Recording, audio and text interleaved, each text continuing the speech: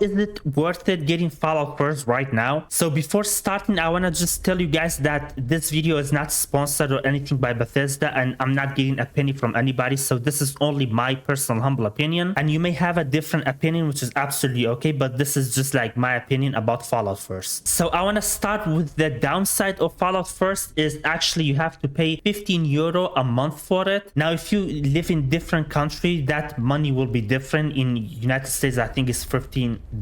In like some place like Argentina is like $1. So it could be like different on your country's currency, but over here in Europe is 15 euro. So that's not really the only downside about Fallout first, but you get lots of stuff for that money, lots of benefit. And the first thing you get for that money, if you want to buy atoms to get like something on the atomic shop for 15 euro, you get 1,600 atoms. And for the same price, you get Fallout first with lots of benefit. On top of that, you get that amount of atom for free. So it's not only 1,600 atom, you get 1,650 atom with Fallout first, and lots of other benefits we're gonna be talking about it right now. So the first benefit is this scrap box. You get this scrap box to store unlimited amount of junk in your scrap box, because when you reach like the end game level, you will have lots of scrap that you cannot put it in your stash box. For example, right here, if you see, only the amount of copper that I have is 37,000 kilo, and my stash box only hold 1,200 kilos. So if I only want to store my coppers in the stash box, I cannot do that. It's like really heavy. So that's why the scrap box is really good, that you get it with the Fallout first, and then you can just store unlimited amount of junk in it. And let's say you're gonna buy Fallout first for only 1 month, you can put lots of junk into the stash box, and then after that, when your Fallout first is over, you can take the junk off like anytime you want. You just cannot put like more junk in it, but you can take off the junks that you already have in your scrap box. And one more thing before we talk about the other benefit, actually, if you are on Xbox, sometimes you can get Fallout first for free on Game Pass as a perk. So you just want to go to the Game Pass and then go to perk, then pick up Fallout first there. So if you are an Xbox player, you can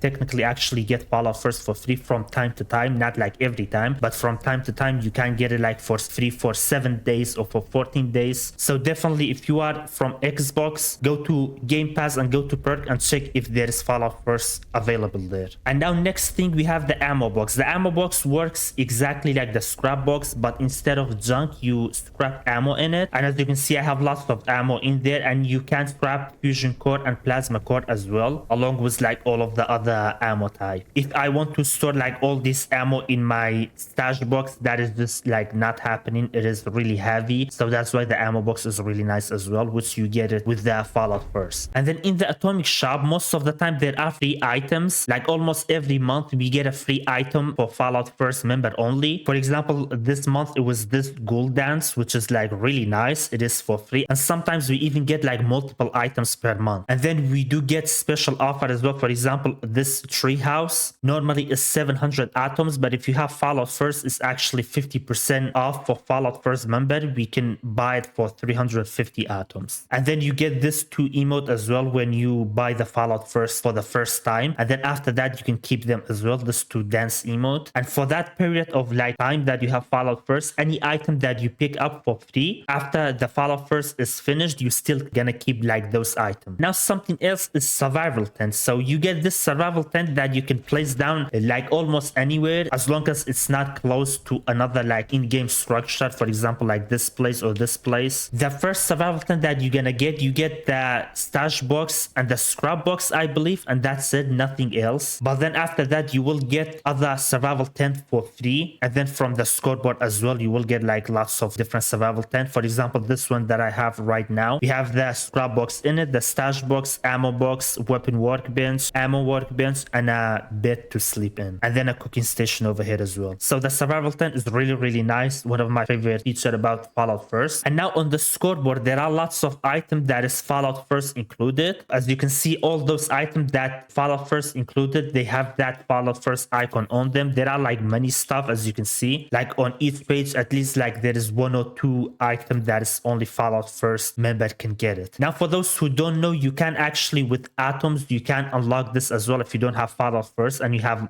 atoms, you can actually pay, I think it's like 1,000 or something like that atoms to unlock it. I cannot show you because I have Fallout First, but if not, there will be an option for you to actually buy it with atoms if you don't have Fallout First, which is a nice thing. But if you like, for example, buying atoms to unlock this or to get something in the atomic shop, like I said, for 1600 atom you have to pay 15 euro, but with Fallout First you get all this benefit and 1650 atoms, which is like even higher than the amount of atom that you can buy for 15 euro. And now my favorite thing about Fallout First is private server and custom server that you can get. So why those two is really good? First, private server, it is like smooth as butter. Now you may don't know what I mean by that if you don't have private server for yourself. For example, public server can be really buggy. It's almost more laggy than private server every time, more crashes and stuff, but sometimes it can like be really bad. For example, if you have a faster fire rate weapon and if you go kill a Myrla Queen on a public server and on a private server with the exact same build and exact same weapon, what will happen on the private server, actually you kill the enemy faster, that is not fair. I hope they fix public server and those lag will be like gone in public server as well. But private server, that's why it's really good. For example, if you solo the Guardian and if you listen to the tick, you will like hear the ticking. It's kind of buggy, it's really slower in public server. And if you want to use that new method that I have to destroy his shield in a second, lots of people saying like they're not getting that zero, they're getting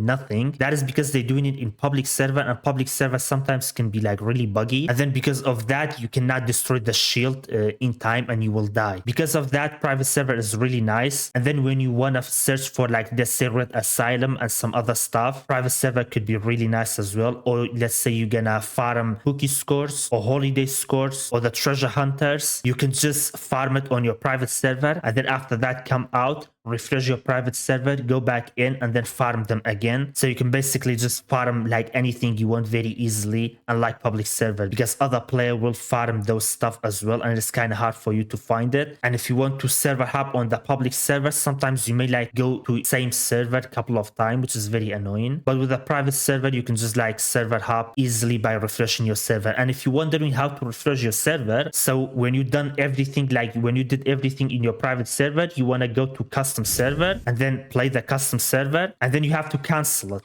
Cancel the search for the custom server. Then now your private server is actually refreshed and you can go back in and everything will be refreshed there, and it's really nice. And now the custom server is really nice. I personally love it for a couple of reasons. First of all, testing builds and weapons. I use custom server a lot for testing builds and weapons before I actually make it on the actual game, the live game version, because if the build is bad, then I'm gonna lose my resources there. But first I can try it in custom server, then when I know the build is good, and I can make it in the live game version. And for example, let's say I'm gonna make a build, you're gonna watch the video, you will like the weapon first before you making it on your live game version. You can make it on the custom server to test it out and see if you like it. Then when you liked it, then you can make it in the live game version. And if you don't like it, then you're not gonna lose anything. You won't lose your resources, which is really nice. And then to do the daily challenges and weekly challenges, custom server is really nice as well. The only challenge that you cannot do is the repeatable challenge. That one you cannot do, but the rest of the challenge, all of it, you can do it in custom server, and it's really nice. Let's say you get a challenge that says